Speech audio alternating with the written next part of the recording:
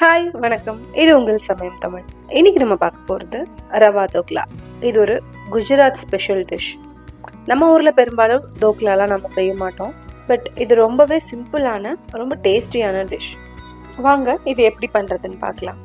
ரவா தோக்லா செய்கிறதுக்கு என்னென்ன பொருட்கள் தேவைன்னு இப்போ பார்க்கலாம்.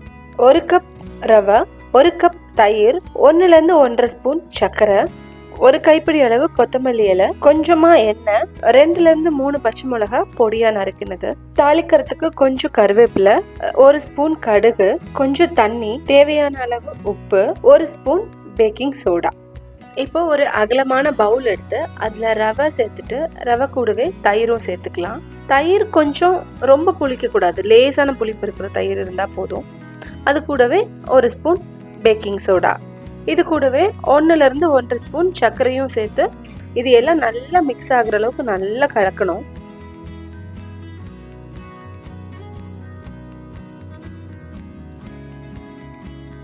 இதோட 1 ஸ்பூன் பூண்டு பேஸ்ட் சேர்த்துட்டு, பூண்டு நல்லா இடிச்சு கூட சேர்த்துக்கலாம். கொஞ்சமாக தண்ணி விட்டு நல்லா கலக்குங்க. அந்த பூண்டோட ஃப்ளேவர் அந்த மாவு ஃபுல்லாக மிக்ஸ் ஆகும். பாருங்க, இந்த கன்சிஸ்டன்சி வர வரைக்கும் கலக்கணும். இந்த கன்சிஸ்டன்சி கரெக்டாக இருக்கும். இப்போது இந்த மாதிரி ஒரு பிளேட் எடுத்துக்கோங்க. இதில் எண்ணெய் ஒரு ஸ்பூன் விட்டு நல்லா பிளேட் ஃபுல்லாக நல்லா தேய்ச்சி விடுங்க.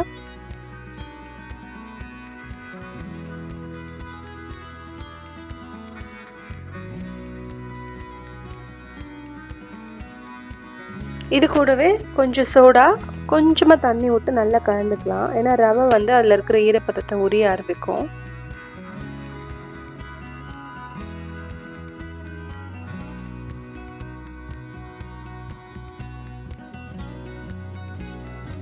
இப்போது நம்ம எண்ணெய் தடவி வச்சுருக்கோம் இல்லையா, அந்த பிளேட்டில் இந்த தோக்லா மிக்ஸை ஊற்றி ஈக்குவலாக நல்லா பரப்பி விடணும்.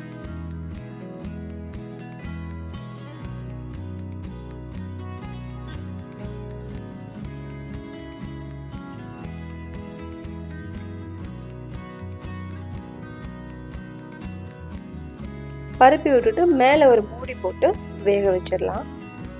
வேகிறதுக்கு ஒரு 10லேருந்து 15 நிமிஷம் வரைக்கும் எடுக்கும்.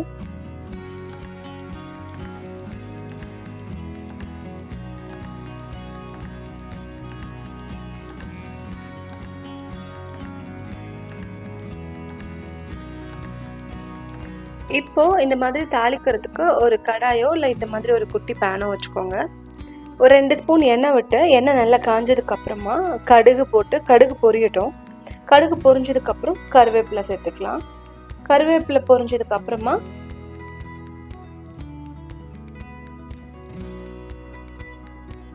நம்ம கட் பண்ணி வச்சிருக்கிற மிளகாவை சேர்த்துக்கோங்க. மிளகாய் இந்த மாதிரி நீளமாகவும் கீறிக்கலாம், பொடியாகவும் நறுக்கிக்கலாம், அது உங்களோட சாய்ஸ்.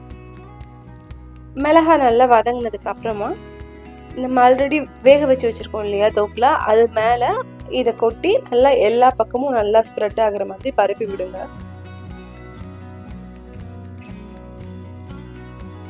இப்போ எடுத்து வச்சுருக்கிற கொத்தமல்லி இலையை இந்த மாதிரி பொடி பொடி பொடியாக கட் பண்ணி எல்லா இடங்களையும் தூவி விடுங்க. இப்போது இந்த தோக்லாவை உங்களுக்கு என்ன ஷேப்பில் வேணுமோ, அதாவது எவ்வளோ சைஸ் பெருசு வேணுமோ சின்னது வேணுமோ அதுக்கு தகுந்த மாதிரி நீங்கள் கட் பண்ணிக்கலாம்.